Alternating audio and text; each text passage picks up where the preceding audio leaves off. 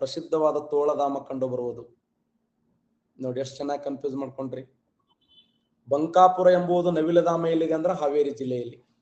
ನವಿಲಧಾಮ Haveri ಜಿಲ್ಲೆಯಲ್ಲಿದೆ. But Bankapura ಎಂಬ ತೋಳಧಾಮ ಎಲ್ಲಿದೆ ಅಂದ್ರೆ ಕೊಪ್ಪಳದಲ್ಲಿದೆ. ನೋಡಿ, ಬಂಕಾಪುರ ಎಂಬ ತೋಳಧಾಮ ಎಲ್ಲಿದೆ ಅಂತಂದ್ರೆ ಕೊಪ್ಪಳ ಜಿಲ್ಲೆಯಲ್ಲಿ. ಬಂಕಾಪುರ ಎಂಬ ತೋಳಧಾಮ ಕರ್ನಾಟಕ ರಾಜ್ಯದಲ್ಲಿ ಎಲ್ಲಿದೆ ಅಂತಂದ್ರ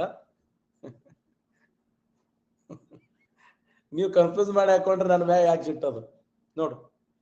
ಓಸು ನನ್ನ ಜೊತೆ ಜಗಳ ತೆಗಿಲ್ಲ, ಸಮಾಧಾನ ಇಲ್ಲ, ಊಟ ಕರಗಂಗಿಲ್ಲ, ಅದು ಜಗಳ ತೆಗಿಲಿಲ್ಲ.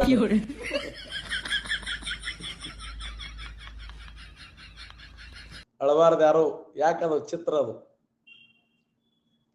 ಸರಿಯಾದಂತ ಉತ್ತರ ಕೊಪ್ಪಳ ಜಿಲ್ಲೆಯಲ್ಲಿ, ಕರ್ನಾಟಕ ರಾಜ್ಯದಲ್ಲಿ ಏಕೈಕ ತೋಳಧಾಮ ಇದೆ.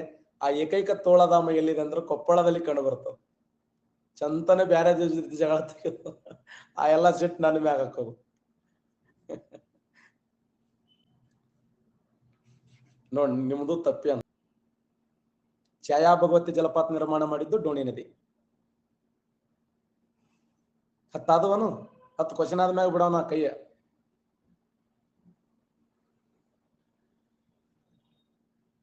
13 ಆದವಾ? 13 ಆದ ಎಷ್ಟು ನೆನಪಿಟ್ರ ಏನು ಸುದ್ದಿ? 13 ಆದವ ಅಂತ. 13 ಎಷ್ಟು ತೊಗೊಂಡ್ರಿ ಅಂಕ?